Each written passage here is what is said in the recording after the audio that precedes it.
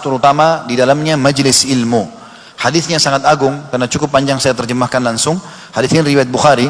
Abu Hurairah berkata bahwasanya Rasulullah SAW bersabda, sesungguhnya Allah yang maha suci dan maha pemurah mempunyai malaikat yang berkeliling di jalan mencari orang-orang yang berzikir. Lalu kalau mereka menemukan mereka lagi berzikir, mereka memanggil teman-temannya. Para malaikat saling memanggil. Kemarilah, kata mereka satu sama yang lain. Lalu para malaikat itu menaungi mereka dengan sayapnya sampai ke langit dunia. Jadi bersusun-susun sampai ke langit dunia yang sangat jauh. Maka Allah bertanya kepada mereka, padahal dia mengetahui apa yang diucapkan hamba-hambaku yang kalian sedang naungin tuh. Dan insya Allah majlis ilmu, kata para ulama, nomor satu di sini majlis zikir adalah majlis ilmu yang diutamakan di sini, karena Nabi SAW sering kali membahasakan majlis beliau yang pada saat membahas wahyu dalam majlis zikir kepada Allah SWT, semua yang mengingat Allah masuk dalamnya. Maka Allah pun bertanya kepada para malaikat yang sedang mendengar atau menaungi para orang-orang yang dinaungi oleh malaikat. Maka tadi di awal saya bilang ikhlaskan niat teman-teman. Ini janji Rasulullah SAW, tidak mungkin salah. Malaikat sedang menaungi kita dan Allah bertanya kepada para malaikat-malaikatnya, apa yang sedang diucapkan hamba-hambaku? Maka para malaikat menjawab, mereka mensucikan, membesarkan, memuji dan mengagungkanmu. Allah bertanya lagi, apakah mereka pernah melihatku? Maka malaikat mengatakan, tidak demi Allah, mereka tidak pernah melihatmu. Allah berfirman lagi, bagaimana seandainya mereka melihatku? Maka para malaikat menjawab, seandainya mereka melihatmu ya Allah, mereka akan lebih banyak beribadah, mengagungkan dan memuliakanmu. Lalu Allah bertanya lagi, apa yang mereka minta? Para malaikat mengatakan, mereka memohon surga kepadamu. Allah berkata lagi, apakah mereka pernah melihat surga itu? Para malaikat menjawab, tidak demi Allah, mereka belum pernah melihatnya. Allah berfirman lagi, bagaimana seandainya mereka sudah melihat atau sedang melihat surga itu? Para malaikat menjawab, mereka akan lebih merindukan dan lebih bersungguh-sungguh memintanya dan lebih terpesona. Kemudian Allah bertanya, mereka berlindung dari apa? Para malaikat menjawab, mereka berlindung dari neraka. Allah SWT bertanya, apakah mereka pernah melihat neraka itu? Para malaikat menjawab, tidak demi Allah, mereka belum melihatnya. Allah yang maha suci dan maha pemurah bertanya, bagaimana seandainya mereka melihat neraka itu? Para malaikat menjawab, mereka akan lebih takut dan menghindar darinya. Lalu Allah berfirman lagi, saksikanlah, sesungguhnya aku telah mengampuni mereka. Maka salah satu malaikat berkata, di antara mereka ada si fulan yang tidak termasuk orang-orang yang berzikir, akan tetapi dia datang karena ada sebuah keperluan lain. Maka Allah SWT menjawab, mereka adalah sebuah kaum yang mana orang yang duduk bersama mereka tidak akan sengsara. Kata Ibnu Hajar Al-Asqalani rahimahullah dalam Fathul Bari, sesungguhnya dimaksud dengan majlis zikir dengan hadis ini adalah mencakup semua macam zikir kepada Allah, baik orang bertasbih, bertakbir, membaca Al-Quran, berdoa, kebaikan dunia dan akhirat, dan yang paling penting mempelajari hadis-hadis Nabi SAW dan belajar ilmu syar'i. Dan ini menandakan teman-teman juga dikuatkan dengan hadis yang lain yang kata Nabi SAW, siapapun yang datang dalam majlis ilmu ikhlas karena Allah, maka pada saat mereka bubar, malaikat akan mengatakan, bubarlah dalam keadaan dosa-dosa kalian diampuni. Jadi memang ini perlu dengan ikhlas hadir di majlis ilmu itu. Juga teman-teman sekalian, ada hadis yang lain mulia mengucapkan zikir la ilaha illallah. Kata Nabi SAW dalam hadis yang sahih diriwayatkan oleh Imam Bukhari, man qala la ilaha illallah wahdahu la syarikalah lahul mulku wa lahul hamdu wa huwa ala kulli syai'in qadir fi yaumi mi'ata marra kana lahu idlu ashri riqab wa kutibat mi'atu hasanah wa muhiyat anhu mi'atu sayyi'ah wa kanat lahu hirzan minasy syaitani yaumahu dzalika hatta yumsi lam ya'ti ahadun bi afdali mimma ja'a bihi illa rajulun amila aktsara minhu.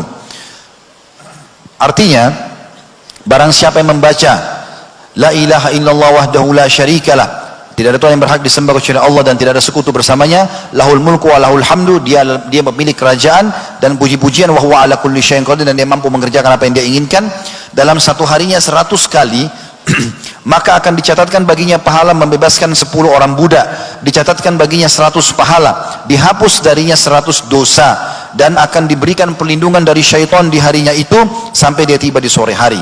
Dan tidak ada orang yang datang hari kiamat mengalahkan pahala dia kecuali orang yang berbuat seperti dia atau lebih. Juga teman-teman, di antara zikir yang mulia subhanallahi wa bihamdi, itu saja kalimat ringan. Ini saya pernah jelaskan, 1 menit bisa kita baca 100 kali. Subhanallahi wa bihamdi, subhanallahi wa bihamdi. Ini mulia. Hadis sahih riwayat Bukhari. Abu Hurairah berkata radhiyallahu anhu, man qala subhanallahi wa bihamdi mi'ata marrah, huttat anhu khatayahu wa in kanat mithlu zabadil bahr.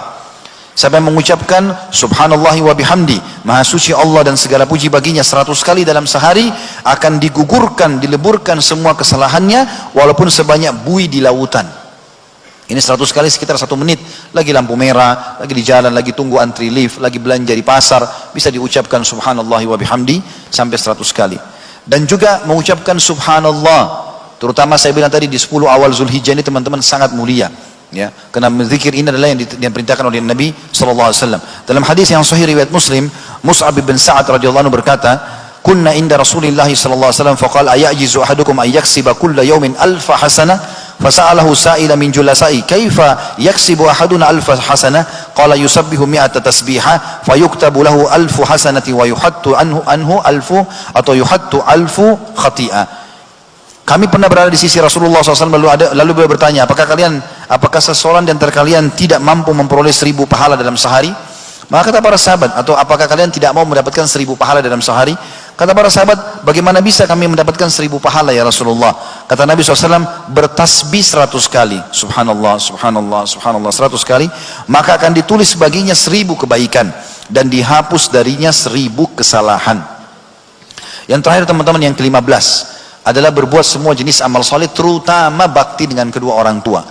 Ini berbuat baik saja, senyum dengan orang tua, menyiapkan makanannya, mengucapkan salam, menanyakan kabarnya, menghilangkan kesusahan, memenuhi kebutuhan, semua berhubungan dengan orang tua ini. Ini bisa membersihkan dosa-dosa. Bahkan sebagian ulama mengatakan, di antara hal yang sangat mudah membersihkan sisa dosa besar, bakti dengan orang tua. Dalam sebuah hadis atau riwayat yang sahih dikatakan, bahwasanya ada seseorang pernah datang kepada Abdullah bin Umar radhiyallahu anhu, lalu berkata, "Saya baru membunuh orang dan saya merasa itu dosa sangat besar karena orang itu tidak bersalah. Saya bertobat kepada Allah.